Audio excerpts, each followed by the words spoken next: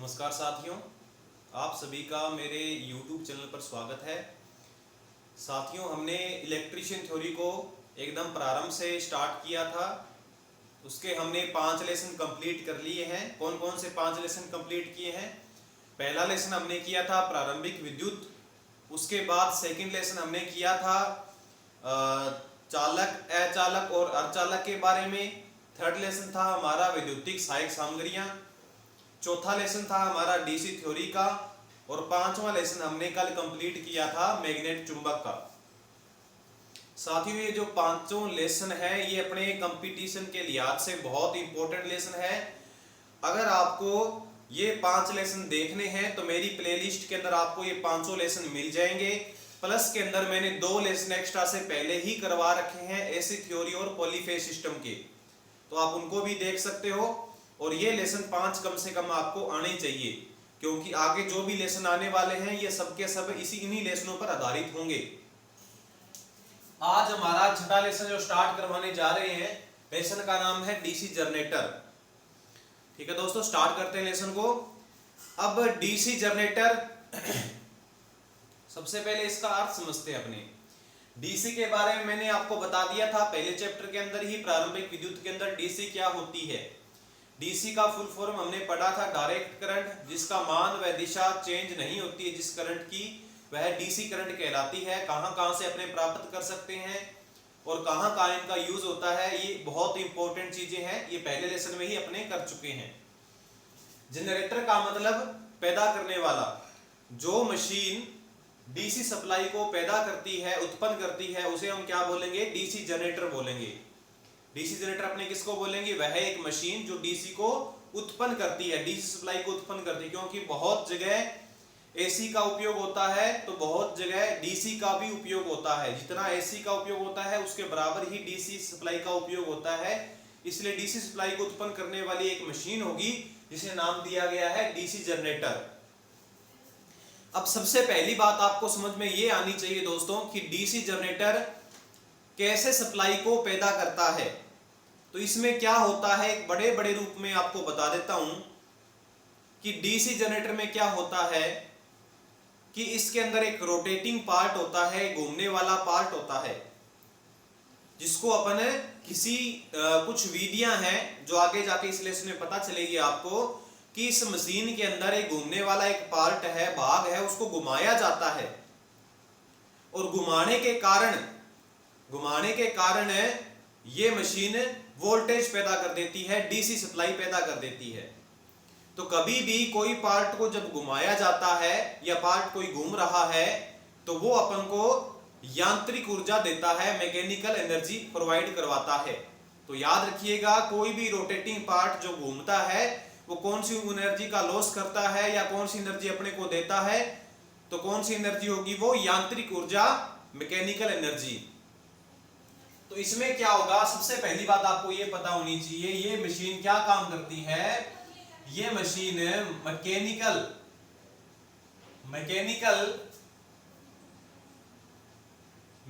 Energy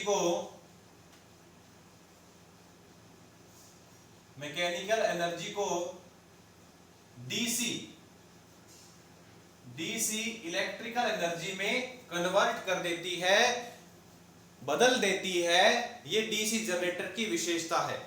क्या काम करता है डीसी जनरेटर? सबसे पहले आपको ये बात पता होनी चाहिए, मैकेनिकल एनर्जी को DC machine DC electrical energy में कन्वर्ट कर देती है।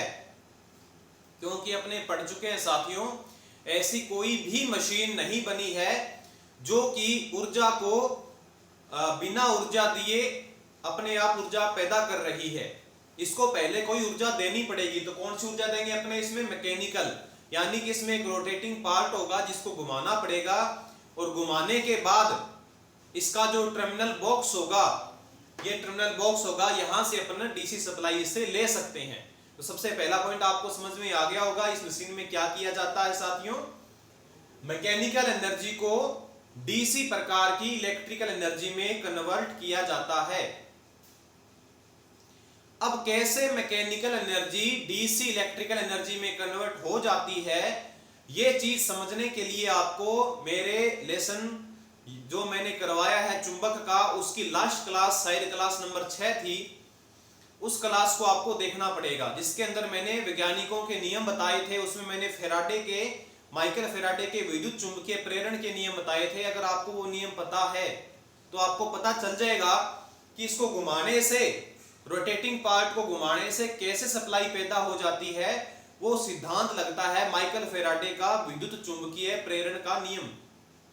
इस बात को आप ध्यान रखिए कि डीसी कोई भी मशीन होगी, जनरेटर या मोटर, वो दोनों के दोनों माइकल फेराडे के विद्युत चुंबकीय प्रेरण के नियम पर काम करने वाली है। अब क्या होता है माइकल फेराडे का विद्युत चुंबकीय प्रेरण का नियम, एक बार फिर से अपने रिपीट करते हैं। तो क्या होता है साथियों, मैंने बताया था माइकल फेराडे का विद्युत चुंबकीय प्रेरण का नियम बताया था कि अगर कोई वायर है जिसमें करंट जा रही है आई, और इसके अंदर चारों ओर क्या पैदा होगा, एक चुंबकीय क्षेत्र पैदा हो जाएगा। ये अपने ओरेस्टेड नामक वैज्ञानिक ने सिद्ध कर दिया था कि जब कोई वायर के अंदर करंट चलती है तो उसके चारों ओर एक मैग्नेटिक फील्ड पैदा हो जाता है।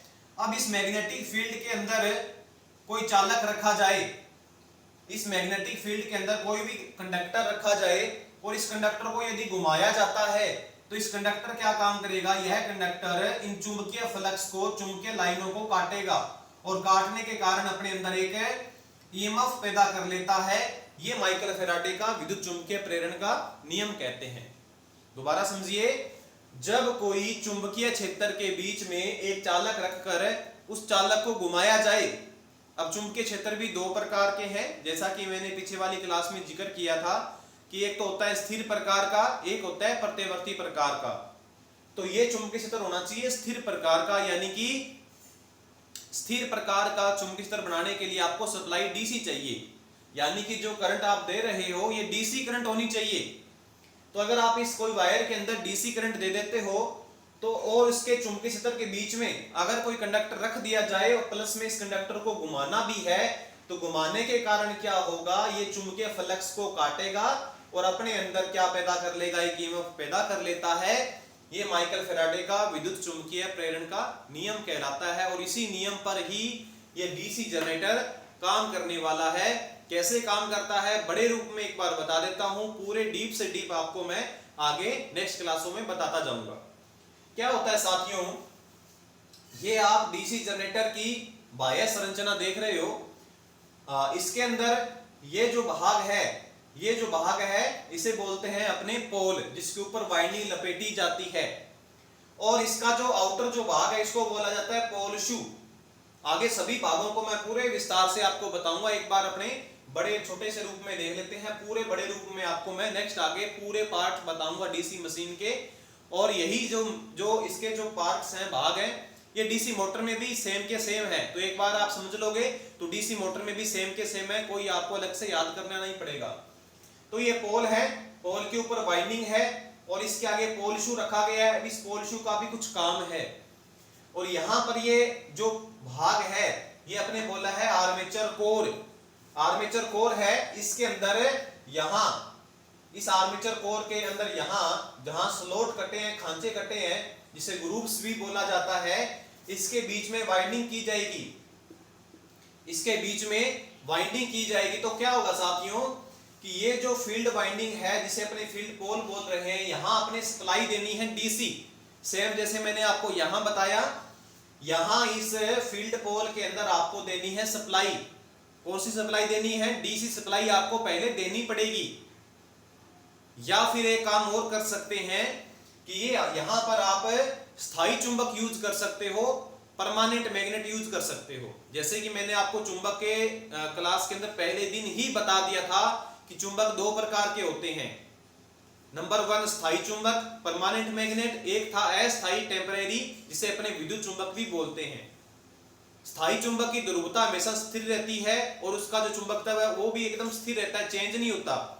लेकिन जो विद्युत चुंबक है, इसके चुंबकत्व को अपने करंट का मान चेंज करके चुंबकत्व को भी चेंज कर सकते हैं। तो यहां ये विद्युत चुंबक का उपयोग किया गया, इसकी जगह पर आप परमानेंट मैग्नेट भी यूज कर सकते हो, वहां फिर कोई वाइंडिंग अपने को नहीं चाहिए। तो ये वाइंडिंग है तो इसको फिर सप्लाई देनी पड़ेगी। तो सप्लाई यहां देते हैं अपने डीसी सप्लाई। ये डीसी जनरेटर खुद डीसी पैदा करता है, परंतु इस फील्ड पोलों को अलग से सप्लाई भी दी जाती है। अब वो नेक्स्ट अपने इसी लेसन में पढ़ेंगे कि जनरेटर भी कई प्रकार के हैं। एक होता है सेल्फ एक्साइटेड, एक होता है सेपरेटली एक्साइटेड। सेल्फ एक्साइटेड में क्या होगा कि ये जो मशीन डीसी पैदा करेगी वही डीसी फील्ड पोलों में दे देंगे, और सेपरेटली में क्या करेंगे, इसको अलग से कहीं बैटरी द्वारा या अलग से कोई छोटा डीसी जनरेटर होगा वहां से इन फील्ड पोलों को सप्लाई देनी पड़ेगी। लेकिन ये बात तो आप दिमाग में बिठा लीजिए साथियों कि इन फील्ड पोलों को डीसी सप्लाई अपने को देनी ही देनी पड़ेगी, चाहे ये जो जनरेटर डीसी पैदा करता है वो दे दे या अलग से कोई डीसी सप्लाई की व्यवस्था कर दे। तो फील्ड पोल है, यहां पर कितने फील्ड पोल आपको दिखाई दे रहे होंगे, 4 फील्ड पोल है, और यहां पर ये वाइनिंग लपेटी गई है।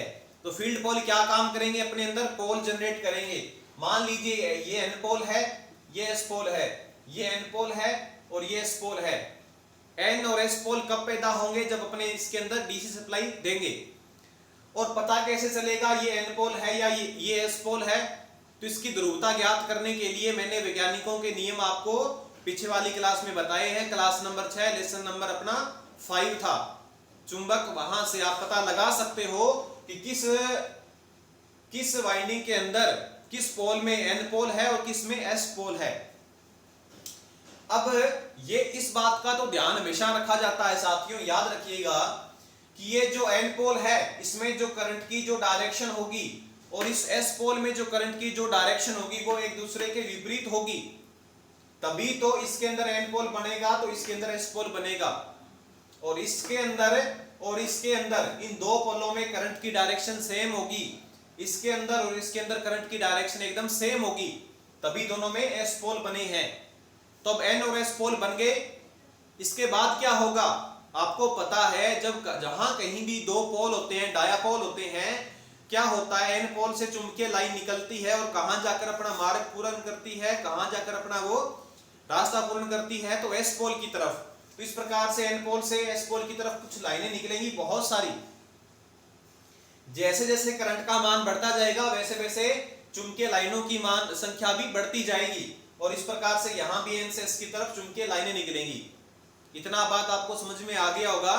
क्या किया है, ये जो फील्ड पोल है इन पे वाइंडिंग लपेटी है और इनको सप्लाई दी गई है, अर्थात ये कौन सी चुंबक है, विद्युत चुंबक है। सप्लाई देने पे क्या होगा, यहां से चुंबकीय लाइनें निकलेंगी इस प्रकार से, और चुंबकीय लाइनों के बीच में रखा गया है आर्मेचर। ये रखा गया आर्मेचर कोर, बोला है मैंने इसको क्योंकि इसके ऊपर आर्मेचर की अपने एक वाइंडिंग भी लपेटी जाती है। अब इस आर्मेचर को घुमाना पड़ेगा। माइकल फैराडे का प्रथम नियम ये कहता है कि स्थिर चुंबकीय क्षेत्र के बीच में एक चालक रखकर, जैसे आर्मेचर रखा गया, इसको अब घुमाना भी पड़ेगा, वो कुछ व्यवस्था करनी पड़ेगी अपने को। इसको कोई मोटर द्वारा घुमाया जाता है या बहुत सारी अन्य विधियां भी हैं। इसको कोई डीजल इंजन के द्वारा जोड़कर भी अपने घुमा सकते हैं। तो काफी सारी विधियां हैं, किसी भी एक विधि द्वारा इस आर्मेचर को घुमाना है। अब आप नाम याद रखिएगा, बार बार फिर नाम आने वाले हैं, फील्ड पोल, पोल शू और आर्मेचर। इन सब का मैं आगे जिक्र आपको पूरा विस्तार से करूंगा। तो इस आर्मेचर को जब भी घुमाया जाता है तो इस आर्मेचर के अंदर यहां वाइंडिंग होगी। तो जो वाइंडिंग होती है वो जुड़ी होती है कम्यूटेटर, यहां एक भाग आ जाता है कम्यूटेटर, और कम्यूटेटर के आगे यहां लगे होते हैं कार्बन के बने हुए 2 या 4 या 6 कितने भी ब्रश होते हैं, कार्बन के ब्रश होते हैं, और वहां से अपने सप्लाई आ जाती है टर्मिनल बॉक्स पर। देखो बहुत सिंपल है, डीसी जनरेटर का ये पूरा डायग्राम है जिसके अंदर ये फील्ड पोल है। फील्ड पोल का काम क्या होता है, मैग्नेटिक फील्ड बनाना, चुंबकीय क्षेत्र बनाना, और उस चुंबकीय क्षेत्र के बीच में एक आर्मेचर रखा गया है। वो आर्मेचर घूमेगा और अपने अंदर एक ईएमएफ पैदा कर लेगा। जब तक नहीं घूमेगा तब तक तो वोल्टेज नहीं पैदा होगी, लेकिन जैसे ही रोटेट करने लगेगा वैसे ही उसके अंदर ईएमएफ पैदा हो जाएगा। आगे जाके सीखेंगे अपने कि कम्यूटेटर ये क्या काम करता है। तो जैसे ही अपने अंदर वोल्टेज पैदा कर लेगा वो वोल्टेज आएगी कम्यूटेटर के पास में, और कम्यूटेटर से आगे कार्बन ब्रश से होते हुए टर्मिनल बॉक्स पर वो पहुंच जाएगी। तो इस प्रकार से यहां से अपने डीसी सप्लाई आगे बाहर ले लेंगे, ये हमारी डीसी आउटपुट आ गई। तो इस प्रकार से साथियों पूरा प्रोसेस रहता है। डीसी जो जनरेटर है ये इस प्रकार से अपने वाइंडिंग के अंदर वोल्टेज पैदा करती है। एक बार पुनः समझिए, फील्ड पोल है, सप्लाई कौन सी देनी है फील्ड पोल के अंदर, डीसी सप्लाई देनी है। या इसके अलावा आप ये काम कर सकते हो, यहां पर परमानेंट मैग्नेट का उपयोग कर सकते हो, फिर आपको वाइंडिंग लपेटने की भी आवश्यकता नहीं पड़ेगी और साथ साथ में कोई सप्लाई भी नहीं देनी पड़ेगी। लेकिन उसका भी एक कारण है कि बड़ी मशीनों में अपने परमानेंट मैग्नेट यूज नहीं कर सकते, क्योंकि परमानेंट मैग्नेट का जो चुंबकत्व है वो ज्यादा नहीं होता, चुंबकीय लाइनें ज्यादा नहीं होती, और ज्यादा चुंबकीय लाइनें नहीं होगी तो आर्मेचर ज्यादा लाइनों को नहीं काट पाएगा, जिसके कारण अपने अंदर वोल्टेज भी कम बनाएगा। इसलिए बड़ी मशीनों के अंदर विद्युत चुंबक का उपयोग किया जाता है साथियों, और इस विद्युत चुंबक को अलग से आपको डीसी सप्लाई देनी पड़ेगी। इसके मध्य में रखा गया आर्मेचर, जो कि अपने को घुमाना है, और आर्मेचर के अंदर भी वाइंडिंग है। वो वाइंडिंग के सिरे आके कम्यूटेटर पर आएंगे और कम्यूटेटर से सप्लाई आगे अपने को बाहर मिल जाएगी। सिद्धांत वही है माइकल फैराडे का प्रथम नियम का, कि जब कोई चुंबकीय क्षेत्र के मध्य है, स्थिर चुंबकीय क्षेत्र के मध्य है, कोई चालक को घुमाया जाता है तो उस चालक के अंदर एक ईएमएफ पैदा हो जाता है। ये माइकल फैराडे का प्रथम नियम है, और इस नियम के आधार पर ही ये डीसी जनरेटर अपनी वाइंडिंग के अंदर वोल्टेज पैदा करता है और काम करता है।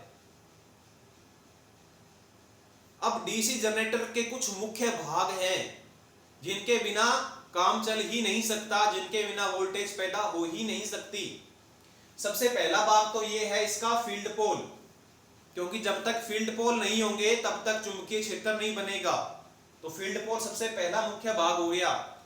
इसके बाद ये जो हमारा जो आर्मेचर है ये भी बहुत जरूरी है, क्योंकि आर्मेचर जब नहीं होगा तो घुमाया किसको जाएगा, तो आर्मेचर को घुमाया जाएगा, तो आर्मेचर होना जरूरी है। इसके बाद में इसके अंदर कम्यूटेटर भी लगा होता है, और कम्यूटेटर के आगे ब्रश लगा होता है, उस ब्रश से अपने सप्लाई बाहर ले लेते हैं।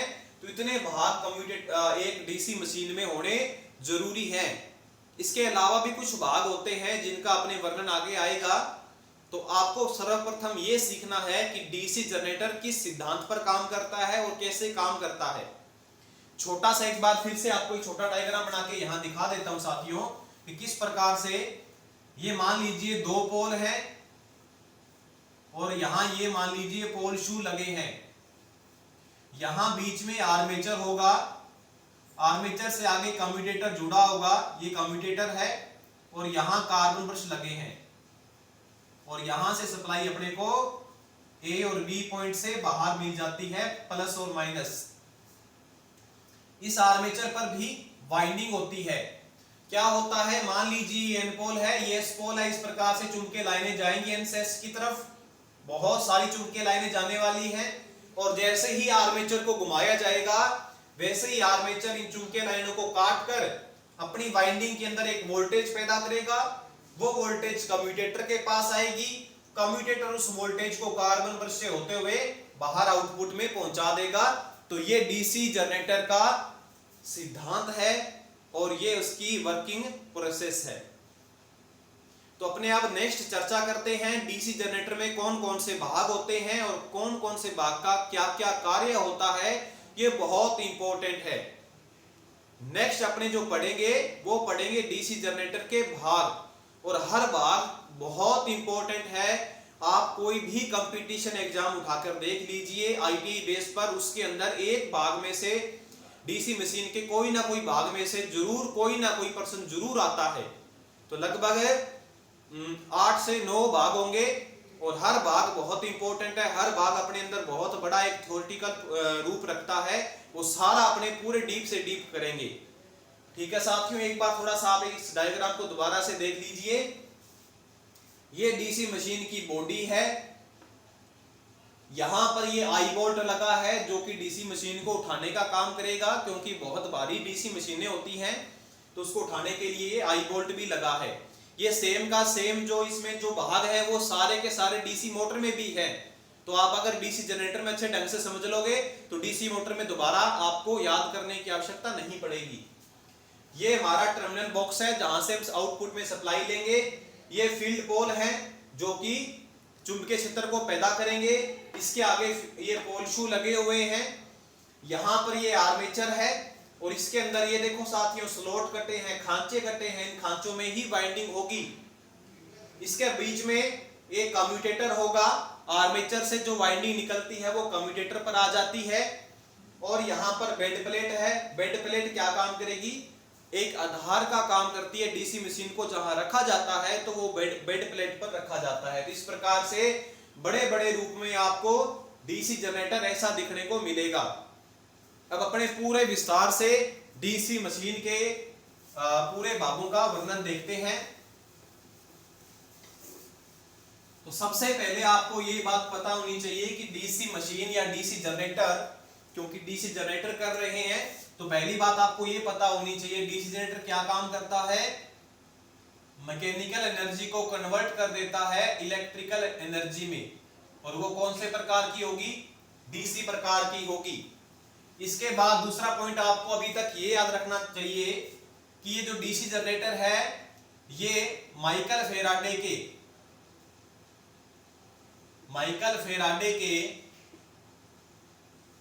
कौन सा सिद्धांत? विद्युत चुंबकीय प्रेरण। माइकल फेराडे के विद्युत चुंबकीय प्रेरण के सिद्धांत पर काम करता है। मैंने पूरा डीप आपको चुंबक वाले लेसन में बता दिया है और यहां भी आपको एक बार फिर पुनः समझा दिया है। तीसरी बात कि जो डीसी जनरेटर है इसके अंदर मुख्य कौन कौन से भाग होने चाहिए? तो मुख्य एक तो इसके अंदर होते हैं फील्ड पोल, इसके बाद में पोल शू, इसके बीच में आर्मेचर रखा जाता है, आर्मेचर के बाद कम्यूटेटर होगा और इसके बाद में कार्बन ब्रश होंगे। इस प्रकार से मुख्य डीसी जनरेटर के ये भाग हैं। इन सभी भागों को आगे अपने पूरे विस्तार से करने जा रहे हैं। सबसे पहला भाग हम करते हैं डीसी मशीन के अंदर। सबसे पहला पार्ट जो आता है वो आता है डीसी। नेक्स्ट हमारा जो टॉपिक है वो है पार्ट्स ऑफ डीसी जनरेटर। सबसे पहला जो भाग आता है साथियों वो आता है बॉडी, जिसे अपने योक भी बोला जाता है। बॉडी या फिर योक दोनों एक ही बात है। डीसी मशीन के अंदर बॉडी होती है, उसका बाह्य जो भाग होता है वो बॉडी होती है। तो बॉडी का क्या कार्य होता है? आप सामान्य सी बात है, आप समझ सकते हो बॉडी का क्या काम होता है। तो बॉडी का काम क्या होता है डीसी मशीन के अंदर? जो उसके अंदर जो भी भाग लगे हैं उनको वो सुरक्षा देती है। डीसी मशीन के अंदर जितने भी भाग हैं उन सबको वो बॉडी जो है वो सुरक्षा देती है। दोबारा फिर समझिए कि कोई भी मशीन है उसकी जो बॉडी है, बाह्य जो भाग है, उसका क्या काम है? तो उसका काम क्या है साथियों? याद रखिएगा क्या काम है इस बॉडी का? कि यह डीसी जनरेटर के आंतरिक भागों की सुरक्षा करती है। यानी कि अगर बॉडी नहीं होती और सीधे फील्ड पोल और आर्मेचर होते तो पहली बात अपने फील्ड पोल कहां कसते? बॉडी पर कसा जाता है। लेकिन मान लीजिए अगर फील्ड पोल और आर्मेचर सीधा ही कहीं होता तो उसको कोई भी चोट पहुंचा सकता है, कोई भी उसके चुंबकीय क्षेत्र के बीच में आकर खुद को नुकसान भी पहुंचा सकता है। इसलिए उसका बाह्य जो भाग है उसको सुरक्षा देने के लिए, आंतरिक भागों को सुरक्षा देने के लिए क्या लगाया जाता है? मशीन के अंदर बॉडी होती है। बहुत इंपॉर्टेंट नेक्स्ट लाइन हमारी आएगी कि बॉडी एक डीसी मशीन के अंदर है, चाहे वो जनरेटर है, चाहे वो अल्टरनेटर है, चाहे वो डीसी मोटर है, किससे मिलकर बनी होती है? तो याद रखिएगा छोटी जो डीसी मशीन है, छोटी डीसी मशीन होगी उसमें तो बॉडी बनेगी कास्ट आयरन की, जिसे हिंदी में बोला जाता है ढलवां लोहा, कास्ट आयरन। और बड़ी डीसी मशीन होगी जिसकी पावर ज्यादा होती है, बड़ी डीसी मशीन होगी उसकी याद रखिएगा, बहुत इंपॉर्टेंट, बहुत बार कंपटीशन में ये प्रश्न आया हुआ है कि डीसी मोटर की या डीसी जनरेटर की या अल्टरनेटर की किसी भी मशीन की जो बॉडी होती है वो किससे बनती है? अगर वो मशीन छोटी है तो कास्ट आयरन की, और अगर बड़ी है तो कास्ट स्टील की। अब साथियों याद कीजिए, चुंबक वाले लेसन के अंदर मैंने आपको एक चुंबकीय परिभाषाओं के अंदर एक टॉपिक बताया था रिलेक्टेंस का। रिलेक्टेंस का, प्रतिष्ठंभ का मैंने एक टॉपिक करवाया था आपको, शायद वो चौथी या पांचवी परिभाषा थी। उसके अंदर मैंने बताया था कि रिलेक्टेंस क्या होता है। कुछ पदार्थ होते हैं जो कि चुंबकीय क्षेत्र में अवरोध उत्पन्न करते हैं, कुछ कम करते हैं, कुछ ज्यादा करते हैं। यानी कि ये एन पोल है, ये एस पोल है, यहां से मैग्नेटिक फील्ड इसकी तरफ जा रहा है। अगर इसके बीच में कोई पदार्थ रख दिया जाए, तो अगर इसकी परमेबिलिटी ज्यादा है तब तो ये विरोध कम करेगा, यानी इसमें रिलेक्टेंस कम है। और अगर इसके अंदर परमेबिलिटी कम है, मतलब रिलेक्टेंस ज्यादा है, तो ये विरोध ज्यादा करेगा, यानी एन से एस की तरफ लाइनों को पहुंचने नहीं देगा। तो जो कास्ट आयरन होते हैं या जो कास्ट स्टील होते हैं, इनकी परमेबिलिटी ज्यादा होती है, अर्थात इनका रिलेक्टेंस क्या होता है? कम होता है। अब होता क्या है साथियों कि जो फील्ड पोल है वो बॉडी पर कसे जाते हैं, बीच में होता है उनके आर्मेचर। अगर बॉडी कुछ ऐसे पार्ट की बना ली जाती, कुछ ऐसे भाग की बना ली जाती, ऐसे पदार्थ की बना ली जाती, मान लीजिए लकड़ी की बॉडी बना ली जाती, अगर अपने बना लेते तो क्या होता? लकड़ी में क्या होता है? रिलेक्टेंस बहुत ज्यादा होता है, परमेबिलिटी का मान बहुत ही कम होता है। तो उसमें अगर रिलेक्टेंस ज्यादा है तो उसके कारण क्या होगा कि जो एन पोल से जो एस पोल की तरफ जो लाइन जा रही है उसको बॉडी जाने ही नहीं देगी। तो जब चुंबकीय क्षेत्र ही एन से एस की तरफ गति नहीं कर पाएगा तो आर्मेचर फिर किस चुंबकीय क्षेत्र को काटेगा?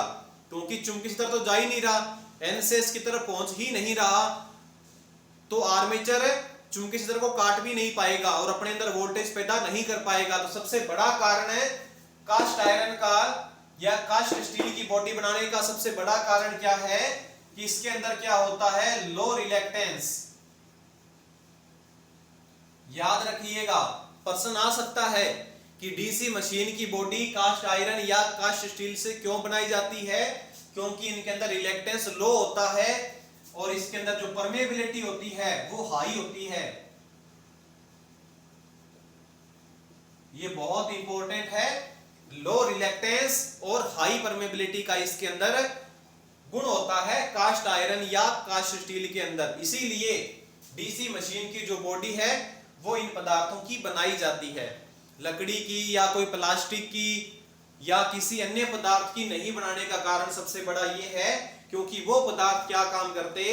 एन पोल से जो चुंबकीय क्षेत्र निकलकर एस पोल की तरफ जो जा रहा था उसको बीच में ही रोक लेते। वो अगर अपनी लकड़ी की बॉडी बना लेते तो वो एन पोल से एस पोल की तरफ चुंबकीय क्षेत्र को जाने नहीं देता, तो आर्मेचर चुंबकीय क्षेत्र को काट नहीं पाता और उस अपने अंदर वोल्टेज भी पैदा वो नहीं कर पाता। इसीलिए बॉडी किसकी बनाई जाती है? कास्ट आयरन या कास्ट स्टील की।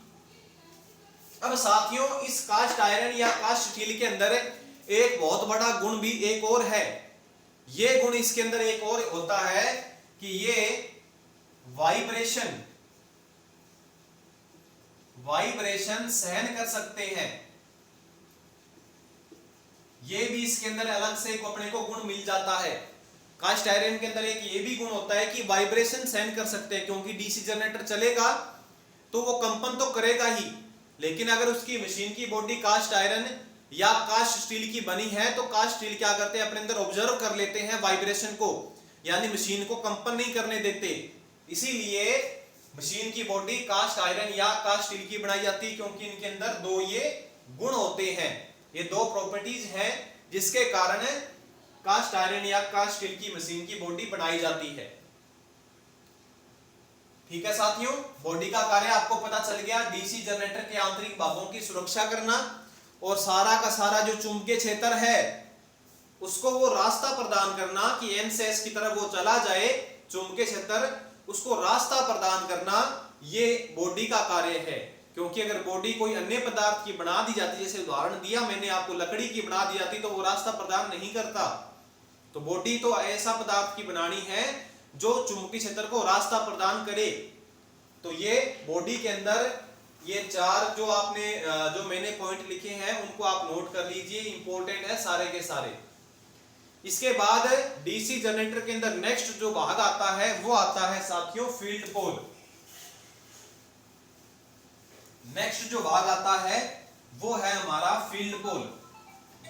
तो फील्ड पोल के अंदर ये है, तो 2 नंबर जो हमारा जो डीसी जनरेटर का जो भाग है वो है फील्ड पोल। फील्ड पोल जिसको हिंदी में बोला जा सकता है ध्रुव, और इसको फील्ड को बोल सकते हैं क्षेत्र, यानी ध्रुव क्षेत्र जो बनाने वाला जो भाग होगा जो कि चुंबकीय क्षेत्र को जो पैदा करेगा वो होगा हमारा फील्ड पोल। सबसे पहले आपको हर भाग का कार्य पता होना चाहिए। फील्ड पोल का क्या काम होगा? चुंबकीय क्षेत्र को स्थापित करना, यानी कि जो चुंबकीय क्षेत्र जो पैदा होगा जो कि आर्मेचर काटने वाला है वो बनाएगा कौन? फील्ड पोल बनाएगा। तो सबसे पहले इसका कार्य पता होना चाहिए कि इसका कार्य चुंबकीय क्षेत्र स्थापित करना। चुंबकीय क्षेत्र स्थापित करना। साथियों एक काम करूंगा मैं, कोशिश करूंगा कि जितने भी डीसी जनरेटर के जो भाग आएंगे आगे नेक्स्ट भी आने वाले हैं, armature, commutator, brush, rocker plate, brush lead, end plates, ये सारे जो भाग हैं ये आपको मैं विजुअल दिखा पाऊं, इनका डीसी जनरेटर के सभी भागों को पूरा विस्तार से आपको दिखा पाऊं प्रैक्टिकल रूप से कि ये आर्मेचर है, ये फील्ड पोल रहे, कैसे आर्मेचर फील्ड पोल के चुंबकीय क्षेत्र को काटता है, कैसे आर्मेचर में वाइंडिंग होती है, कैसे आर्मेचर में स्लॉट कटे होते हैं और उन स्लॉटों में कैसे वाइंडिंग की जाती है। ये सारा कुछ मैं आपको कोशिश करूंगा कि आपको पूरा इसका जितने भी भाग हैं उन सबको आपको प्रैक्टिकल दिखा पाऊं। एक ऐसी वीडियो जरूर बनाने की मैं कोशिश करूंगा, उससे आपको पूरा विस्तार से और पूरा बेहतर समझ में आएगा कि कैसे ये भाग डीसी जनरेटर या डीसी मोटर में लगे होते हैं और कैसे कैसे वो काम करते हैं। ये मैं आपको एक वीडियो जरूर लेके आऊंगा और इसी क्लास के बाद में ही लेके आऊंगा ताकि आपको ज्यादा समझ में आए। तो लेकिन उससे पहले आप थ्योरेटिकल रूप से पूरा सीख लीजिए कि डीसी जनरेटर के कौन से भाग का क्या काम होता है, ताकि आपको जब विजुअल देखो आप तो आपको पता चल जाए भी ये भाग हमने देखा था, सीखा था, तो इस भाग का ये काम है, तो आपको पता चलेगा। तो इस फील्ड पोल का क्या काम है? इसका कार्य चुंबकीय क्षेत्र को बनाना है। ठीक है साथियों, एक कोई डीसी मशीन के अंदर कम से कम 2 पोल होने चाहिए, 2 पोल से कम पोल नहीं हो सकते, कोई एक पोल तो कभी होगा ही नहीं, क्योंकि एक पोल का मतलब बना या तो वो एन या वो एस, तो ऐसा कभी नहीं हो सकता। हमेशा किसी भी चुंबक के अंदर 2 पोल होते हैं, एक पोल का कोई अस्तित्व नहीं है। ठीक है, तो इसका कार्य चुंबकीय क्षेत्र स्थापित करना। ज्यादातर मशीनों में 2 पोल होते हैं, छोटी मशीनों में एक बार तो यही कंपटीशन में प्रश्न आ गया था कि छोटी मशीन में पोलों की संख्या कितनी होती है, तो स्टूडेंट सोचते हैं कि पता नहीं 4 होगी, पता नहीं 6 होगी। छोटी मशीन है तो पोल कम होंगे, 2 पोल होंगे। बड़ी मशीन होती है तो 6, 8, 10 भी हो सकते हैं। अधिकतर बड़ी मशीनों के अंदर 8 पोल ही होते हैं, क्योंकि 8 पोल वाली मशीन भी बहुत बड़ी बन जाती है। तो इसका कार्य क्या है? चुंबकीय क्षेत्र स्थापित करना। ठीक है साथियों, अब होता क्या है कि इस प्रकार से होते हैं पोल, ये बिल्कुल पतली पतली पत्तियों से बने होते हैं। ठीक है साथियों, इनके ऊपर वाइंडिंग लपेटी जाती है और इसके आगे कसा होता है पोल शू, वो भी लेमिनेटेड यानी पतली पतली पत्तियों से मिलकर बना होता है। ये इतना भाग पोल है और इसके आगे कसा गया है ये पोल शू है। तो पहले आपको इसका काम पता होना चाहिए, उसके बाद ये पता होना चाहिए कि फील्ड पोल किस धातु का बनाया जाता है। तो ये पूरी लाइन आप याद कीजिएगा कि लेमिनेटेड कास्ट आयरन का,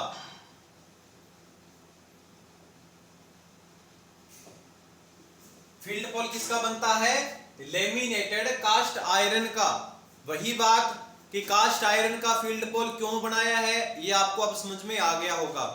क्योंकि कास्ट आयरन में क्या गुण है, इसके अंदर परमेबिलिटी का मान बहुत ज्यादा है और रिलेक्टेंस का मान बहुत कम है। इसीलिए क्या होगा, जब चुंबकीय क्षेत्र N से S की तरफ जाएगा तो ये खुद जो पदार्थ है ये इसका विरोध नहीं करेगा, उसको बल्कि सहायता देगा कि N से S की तरफ चुंबकीय क्षेत्र जाए। और इसकी जो सस्टेबिलिटी है उसका मान भी बहुत ज्यादा है, हजारों में है। इसलिए ये कोई विरोध उत्पन्न नहीं करता कि चुंबक N पोल से S पोल की तरफ ना जा पाए, बल्कि ये सहायता करता है और चुंबकीय लाइनों को खुद बढ़ाता भी है। मान लीजिए करंट के कारण 50 वेबर बनी तो कुछ ये वेबर ये भी पैदा करेगा, प्लस में चुंबकीय लाइनों की संख्या को बढ़ाता है। इसलिए अपने ये फील्ड पोल किस धातु के बनेंगे, कास्ट आयरन के। ठीक है, याद कर लीजिएगा, जिससे मशीन की बॉडी बनती है उसी के फील्ड पोल बनाए जाते हैं। उसके बाद में फील्ड पोलों पर क्या होती है, वाइंडिंग होती है। ये वाइंडिंग होती है जिसको अपने क्या देते हैं, डीसी सप्लाई देंगे। इसको अपने फील्ड पोलों को अलग से डीसी सप्लाई देने की जरूरत होती है, अन्यथा इसके अंदर चुंबक बढ़ेगा कैसे फिर। ठीक है, चुंबकीय क्षेत्र स्थापित करने के लिए यहां पर अपने इसको डीसी सप्लाई देनी पड़ेगी। अब फील्ड पोल भी दो प्रकार के हैं, फील्ड पोल भी दो प्रकार के हो सकते हैं। एक तो होता है पोल with pole shoe, pole with पोल शू। एक होता है मोल्डेड पोल। दो प्रकार के पोल होते हैं, एक तो होता है पोल विद पोल शू, एक होता है मोल्डेड पोल। तो पोल विद पोल शू में क्या होगा साथियों, कि ये जो पोल है और ये जो पोल शू है, अब आपके जहन में, आपके दिमाग में एक बात चल रही होगी कि ये पोल शू क्यों लगाया, जबकि काम तो चुंबकीय क्षेत्र का पैदा करने का काम तो पोल का था, ये पोल शू क्यों लगाया, अभी थोड़ी देर में ही देखते हैं। लेकिन आप समझिए कि वाइंडिंग तो पोल पर लपेटी जाएगी। चलो आपको बता देता हूं पोल शू का क्या काम होता है। पोल शू का सबसे पहला काम तो ये है कि ये जो वाइंडिंग लपेटी है, बहुत सारी वाइंडिंग लपेटी होती है, ये वाइंडिंग बाहर ना आ जाए यहां से, क्योंकि मशीन जैसे जैसे कंपन करेगी वाइंडिंग यहां से बाहर ना आ जाए, उस चीज से रोकने के लिए यहाँ पे पोल शू लगा हुआ है। शू का मतलब जूते की आकृति का, इस प्रकार से ये यू शेप के अंदर पोल शू कसा गया है। एक तो पोल शू का काम क्या हुआ कि वाइंडिंग को बाहर नहीं आने देने का काम करता है।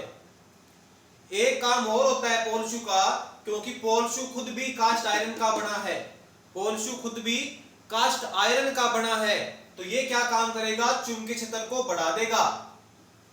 इस प्रकार से चुंबकीय क्षेत्र को और ज्यादा बढ़ाएगा, क्योंकि खुद ये चुंबक बन जाएगा। अपने पढ़ा था कि चुंबकीय पदार्थ 5 प्रकार के थे, जिनके अंदर मैंने एक पदार्थ बताया था आपको, फेरोमैग्नेटिक मटेरियल्स। फेरोमैग्नेटिक मटेरियल में कास्ट आयरन का स्टील आते हैं। ये क्या काम करते हैं पदार्थ, अगर इनमें सप्लाई दी जाए या इनको चुंबकीय क्षेत्र के बीच में कहीं रखा जाए तो साथ में तो ये चुंबकीय लाइनों को बढ़ाएंगे और साथ में खुद चुंबक बनेंगे, क्योंकि इनकी परमेबिलिटी बहुत ज्यादा होती है।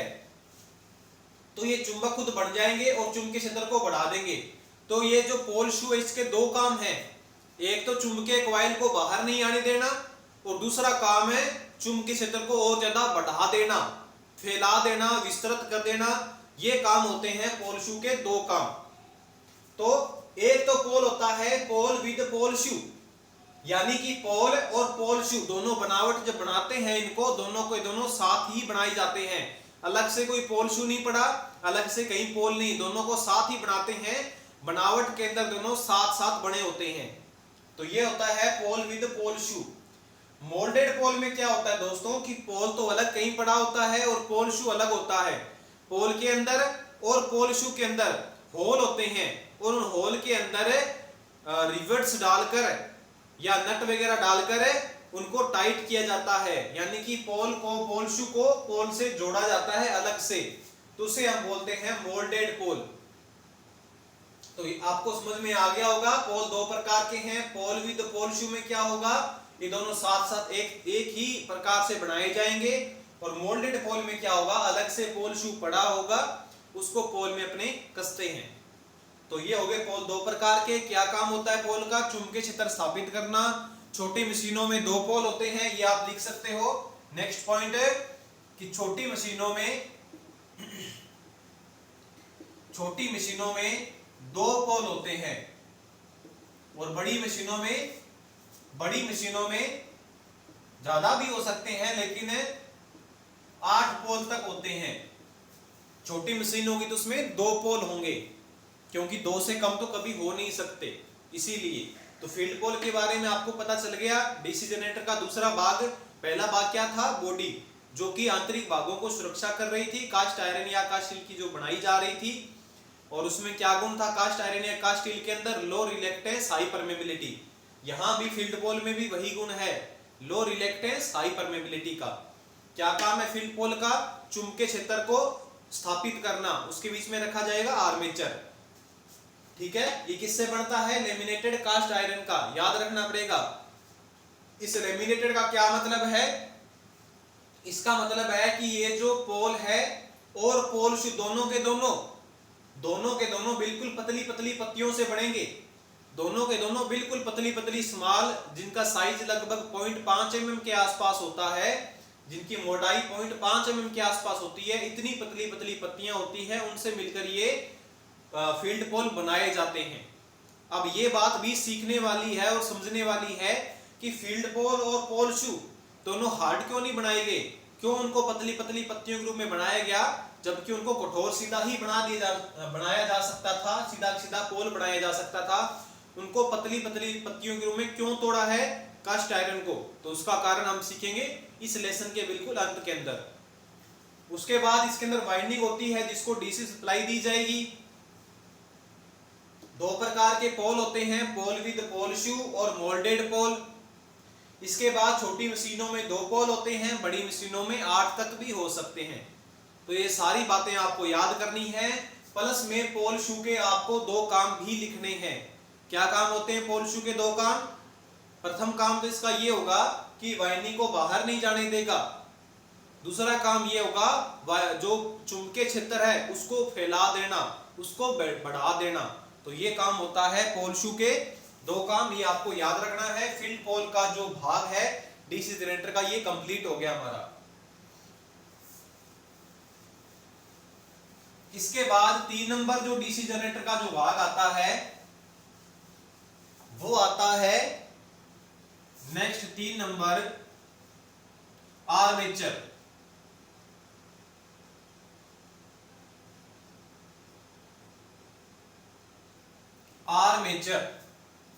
अब मैंने आपको जब ये लेसन स्टार्ट करवाया था तो आर्मेचर के बारे में थोड़ा सा बताया था, आपको अब समझ में आएगा कि आर्मेचर का क्या काम है।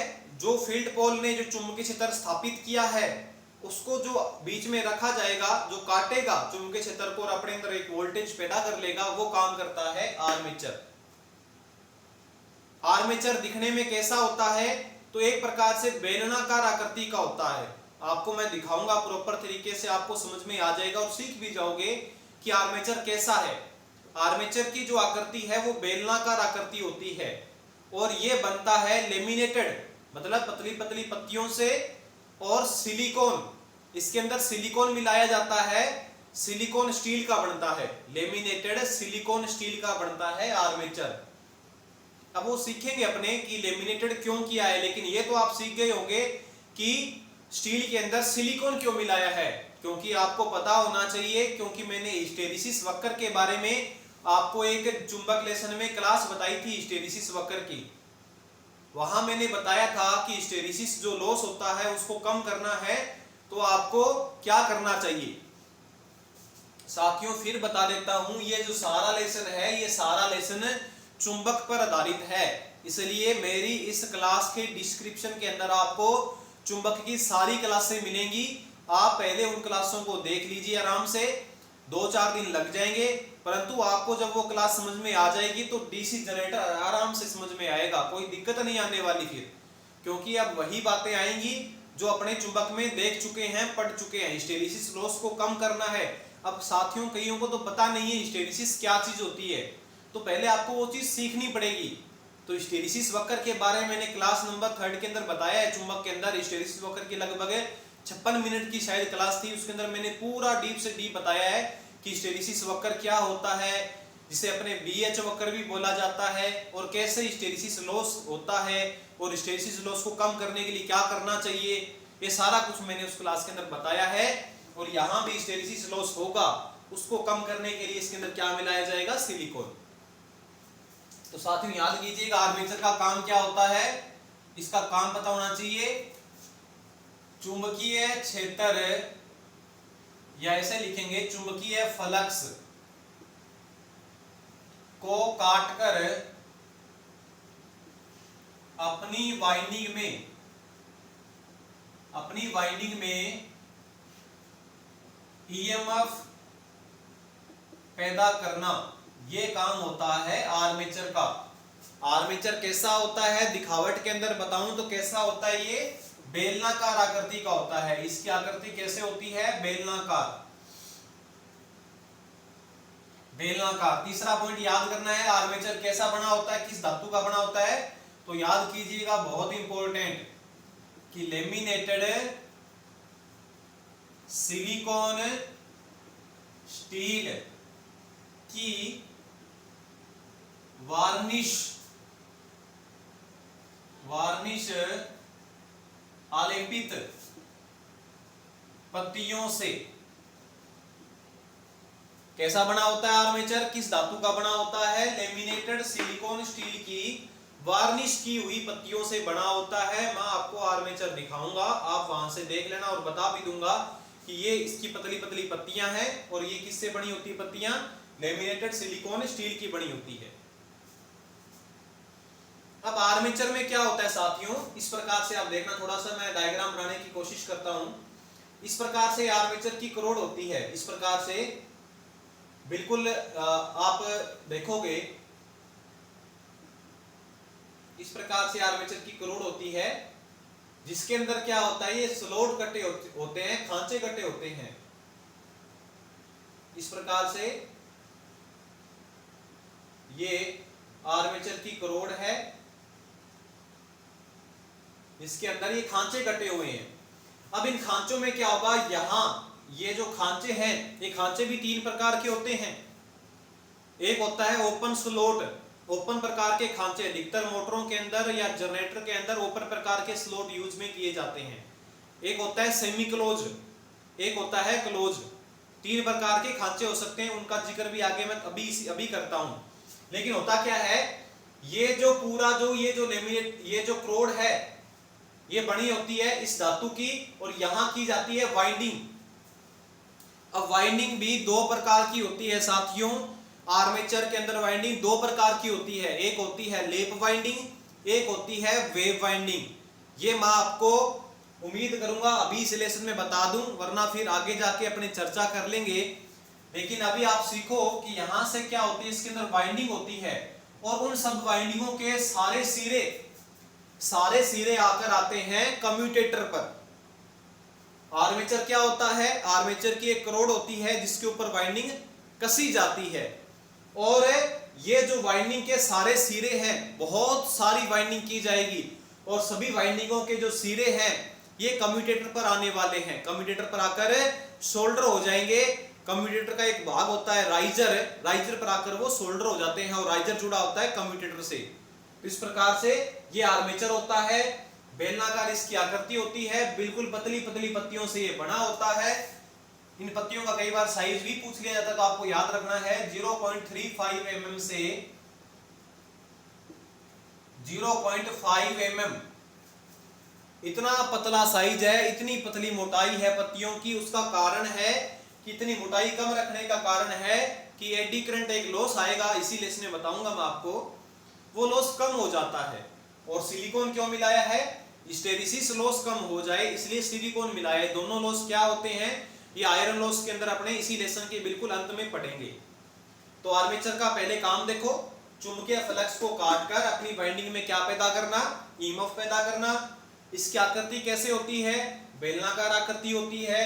किसका बना होता है, लेमिनेटेड सिलिकॉन स्टील का बना होता है। इसका साइज क्या है पत्तियों का, 0.35 mm से 0.5 mm होता है।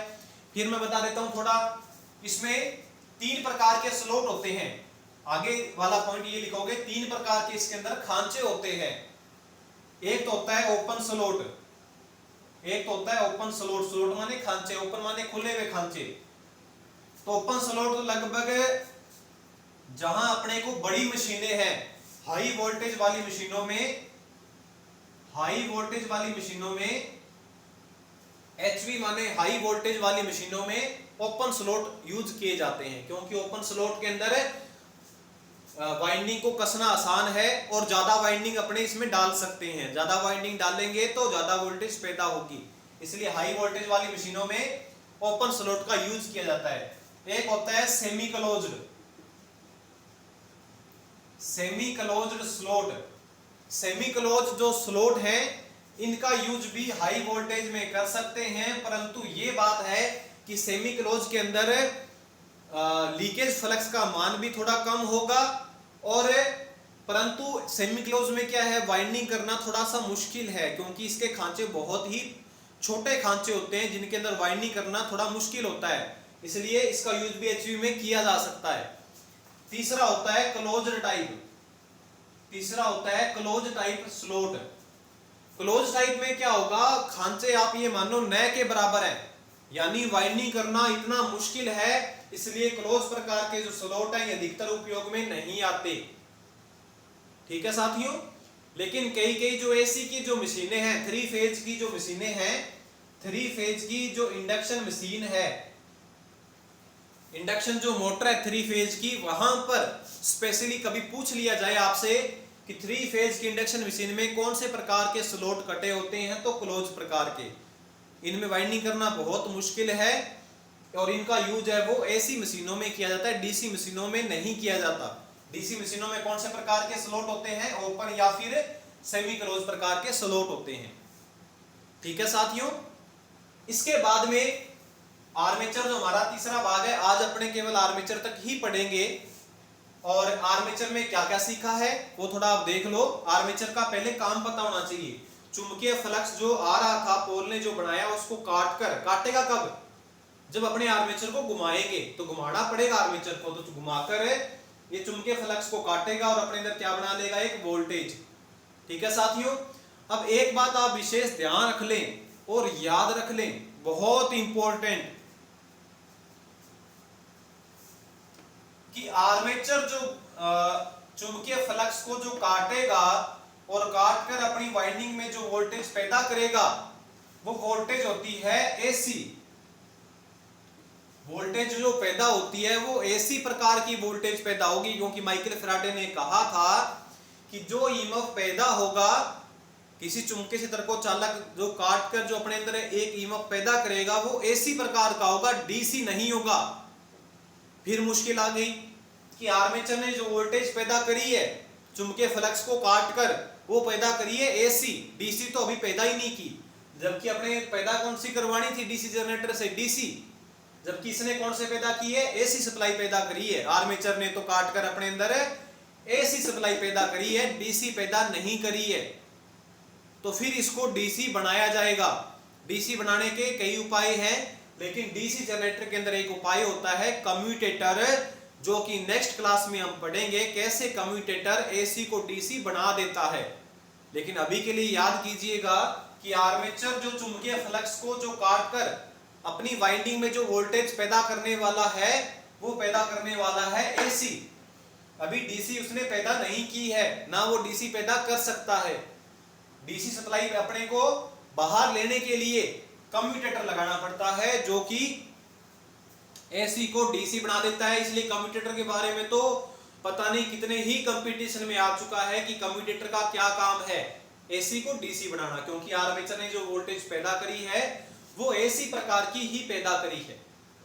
नेक्स्ट क्लास में हम पढ़ेंगे कि आर्मेचर के अंदर 2 प्रकार की वाइंडिंग होती है, क्योंकि वो टॉपिक भी थोड़ा इंपॉर्टेंट है, वो मैं आपको समझा दूंगा और थोड़ा बड़ा टॉपिक है, इसलिए आगे हम नेक्स्ट क्लास में तीसरा टॉपिक जो हमारा आर्मेचर का है, ये मानिए अभी कंप्लीट नहीं हुआ है। नेक्स्ट मैं बताऊंगा आपको आर्मेचर में 2 प्रकार की वाइंडिंग है, लैप वाइंडिंग और वेव वाइंडिंग। कैसे लैप वाइंडिंग करी जाती है और कैसे वेव वाइंडिंग की जाती है, सारा कुछ मैं आपको नेक्स्ट क्लास में बताने वाला हूं। तो साथियों आज की क्लास में हमारा इतना ही रहेगा। इसके अंदर हमने क्या सीखा, इसी क्लास के अंदर हमने क्या सीखा है, इस क्लास में हमने सीखा है कि डीसी जनरेटर क्या होता है, क्या काम होता है डीसी जनरेटर का, और डीसी जनरेटर के 3 मुख्य भाग भी अपने पढ़ लिए हैं। साथियों जिस प्रकार से मैंने आपको पीछे वाली क्लास में भी कहा था कि मैं आपको हर क्लास के अंदर 10 क्वेश्चन पूछने वाला हूं, तो अभी तो अपने इस लेसन को स्टार्ट किया है, तो अभी तो इसके 10 क्वेश्चन मैं आपसे नहीं पूछ सकता। तो नेक्स्ट अपने जो पीछे लेसन है चुंबक वाला लेसन, उसमें से 10 क्वेश्चन आपसे पूछ लेता हूं। तो पहला क्वेश्चन आज का हमारा ये रहेगा, जो कि आपको इस क्लास के कमेंट बॉक्स में इनके 10 क्वेश्चनों के उत्तर देने हैं। तो पहला क्वेश्चन आपके लिए ये रहेगा साथियों कि आप ये बताइएगा मेरे को कि जो राइट हैंड रूल होता है उसका यूज कहां किया जाता है। दूसरा क्वेश्चन आप लिखिएगा या बताइएगा जिसका आंसर कि चुंबकीय जो फ्लक्स है वो किस पोल से किस पोल की तरफ जाते हैं चुंबक के अंदर। ध्यान से सुनिए प्रश्न, चुंबक के अंदर चुंबकीय फ्लक्स कैसे गति करता है, ये दूसरा क्वेश्चन है। तीसरा क्वेश्चन आपका ये रहेगा कीपर का क्या काम होता है, चुंबक के अंदर कीपर का क्या काम है। चौथा क्वेश्चन आपके लिए रहेगा कि चुंबक वाहक बल मैग्नेटोमोटिव फोर्स का क्या सूत्र है और क्या मात्रक है। 5 नंबर क्वेश्चन आपके लिए ये रहेगा कि परमेबिलिटी का क्या सूत्र होता है। छठा क्वेश्चन आपके लिए ये रहेगा मैग्नेटिक फील्ड इंटेंसिटी, जिसे अपने मैग्नेटिक फील्ड स्ट्रेंथ भी बोला जाता है, उसका सूत्र और उसके मात्रक बताइए। 7वां क्वेश्चन आपके लिए ये रहेगा साथियों कि 7वां क्वेश्चन आप लिखिएगा, अगर अपने चुंबक से देखेंगे तो और क्वेश्चन बनाए तो मैंने आपको एक फैराडे का दूसरा नियम बताया था, तो दूसरे नियम का आपको सूत्र लिखना है साथियों। 8वां क्वेश्चन आप चुंबक से लिखिएगा कि चुंबक अपने मैंने बताई 2 प्रकार की, तो स्थायी चुंबक बनाने के लिए कौन कौन से पदार्थ यूज में लिए जाते हैं, ये आपको 8वां क्वेश्चन रहने वाला है। 9वां क्वेश्चन आपको बताना है कि हिस्टैरिसीस जो लॉस होता है उसका सूत्र बताना है आपको। और 9वां क्वेश्चन आपको है आपके लिए रहेगा कि फेरी मैग्नेटिक मटेरियल्स जो मैंने बताए थे उनके उदाहरण बताने हैं। और 10वां क्वेश्चन आपके लिए रहेगा, 10वां क्वेश्चन अगर चुंबक से अपने और देखें तो हाँ चलो ये देख लेते हैं कि अगर एक चुंबक को तोड़ दिया जाए, जैसे कोई एक चुंबक है जिसके अंदर N और S 2 पोल हैं, अगर चुंबक को तोड़ दिया जाए, चुंबक को तोड़ दिया जाए तो क्या होगा, क्या N पोल अलग हो जाएगा और S पोल अलग हो जाएगा, क्या होगा, इसका उत्तर भी आपको कमेंट बॉक्स में बताना है। तो साथियों आज के 10 क्वेश्चन हैं जिनका उत्तर आपको बताना है। नेक्स्ट जो हमारी क्लास होगी उसके अंदर मैंने आपको जो आज की क्लास में डीसी जनरेटर में जो करवाया है उससे 10 क्वेश्चन पूछूंगा, उसके आपको उत्तर भी कमेंट बॉक्स में बताने हैं। तो आज की क्लास यहीं समाप्त करते हैं साथियों। नेक्स्ट क्लास में अपने आगे लेके चलेंगे इस लेसन को, और आगे जो भी सारे पार्ट्स हैं वो सारे आपको मैं बताने वाला हूं। ठीक है साथियों, धन्यवाद।